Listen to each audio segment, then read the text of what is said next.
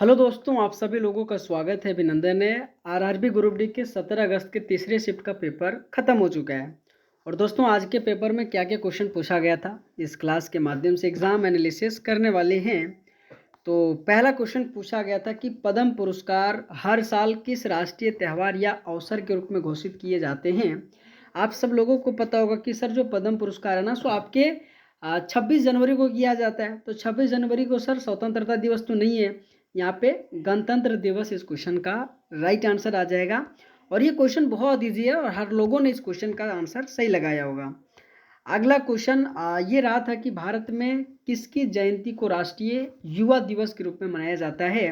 अगर मैं युवा दिवस की बात करूँ तो ये भी क्वेश्चन पूछा गया था और ये भी क्वेश्चन आपके लिए बहुत इजी है, क्योंकि स्वामी विवेकानंद जी आ जाएगा। और जितने भी स्टैटिक से संबंधित आपके समाज एवं संस्थापक वाला जो टॉपिक है, आपके पेपर में नहीं क्वेश्चन पूछा जा रहा, बिंदास होके केवल और केवल करंट अफेयर पर फोकस करके जाना मेरे दोस्त। यही सब क्वेश्चन देखने को मिल रहे हैं ना। अगला क्वेश्चन आपके एक समिट वाला पूछा गया था कि संघाई सहयोग संगठन एससीओ का जो दूसरा युवा लेखक सम्मेलन निम्नलिखित में से किस शहर में आयोजित किया गया था। ये हर एक शिफ्ट में, ठीक है, कि हर एक शिफ्ट में एक क्वेश्चन आपके समिट वाला क्वेश्चन पूछा जा रहा है, जिसमें से यहाँ पे नई दिल्ली आ जाएगा। और कल दोस्तों आपके ब्रिक्स वाला पूछा गया था, ठीक है, कि जो ब्रिक्स वाला शिखर सम्मेलन है ना 2026 में, बोलिए कहाँ पे हुआ था। तो ये भी आपके नई दिल्ली में किया गया था।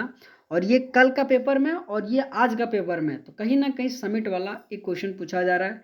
इसी के साथ आपके इंडिया एआई जो समिट है ना, ये भी आपकी नई दिल्ली जो कि भारत के मंडपम में किया गया था। तो ये थोड़ा सा भारत के साथ साथ अंतर्राष्ट्रीय सम्मेलन भी आपको थोड़ा सा ये जरूर ध्यान रख करके जाइएगा, है ना। अगला क्वेश्चन ये आपके अपॉइंटमेंट से पूछा गया था एक क्वेश्चन, ठीक है, अपॉइंटमेंट से पूछा गया था, जिसमें से राजेश कुमार सिंह को भारत के किस प्रमुख रक्षा संगठन के अध्यक्ष का अतिरिक्त पदभार संभाला गया था। तो यहाँ पे डीआरडीओ आ जाएगा, ओके, डीआरडीओ आ जाएगा। और मैं आपसे रिक्वेस्ट करता हूँ कुछ कुछ इंपॉर्टेंट करंट अफेयर से संबंधित, जैसे कि पहला अपॉइंटमेंट हो गया, दूसरा समिट हो जाएगा, तीसरा इंडेक्स आ जाएगा, चौथा आपके पुरस्कार एवं सम्मान यानी कि अवार्ड से संबंधित, स्पोर्ट्स से संबंधित आपके डीआरडीओ हो गया, इसरो हो गया। इसी के साथ और भी बहुत सारा है, जैसे कि आपके नेशनल अफेयर हो, इंटरनेशनल अफेयर हो, इनसे जरूर जरूर जरूर पढ़ के जाइएगा। अभी हाल ही में जितने भी मुख्यमंत्री हो, वहाँ के राज्यपाल हो, कौन सा पार्टी कौन कौन से सरकार बनाया, इस तरीके से क्वेश्चन अधिकतर पूछा जा रहा है। तो जरूर दोस्त ध्यान करके जाइएगा, है ना। अगला क्वेश्चन ये रहा था जो आपको बताना है कि भारतीय संविधान के किस अनुच्छेद में प्राण एवं दैहिक स्वतंत्रता का अधिकार दिया गया है।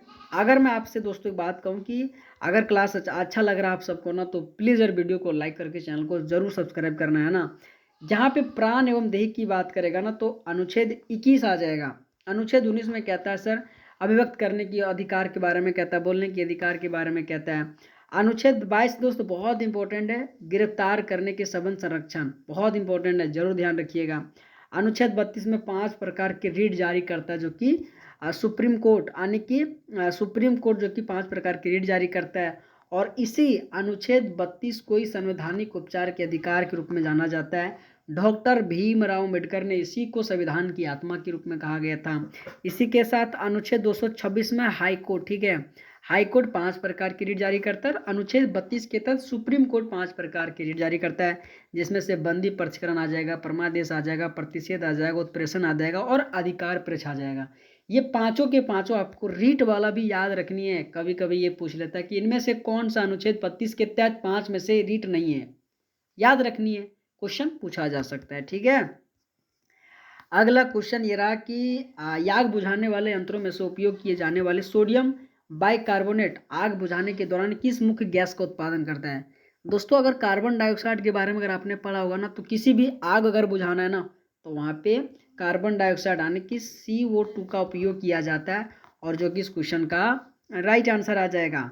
अगला क्वेश्चन ये रहा कि जब C2H4 एथिलीन में H2 हाइड्रोजन मिलाया जाता है तो क्या बनता है। ये क्वेश्चन बहुत इंपॉर्टेंट है। मीथेन, एथेन, एसिटिलीन, एथेनॉल, ये 4 ऑप्शन हर एक बार क्वेश्चन में पूछा जा रहा है।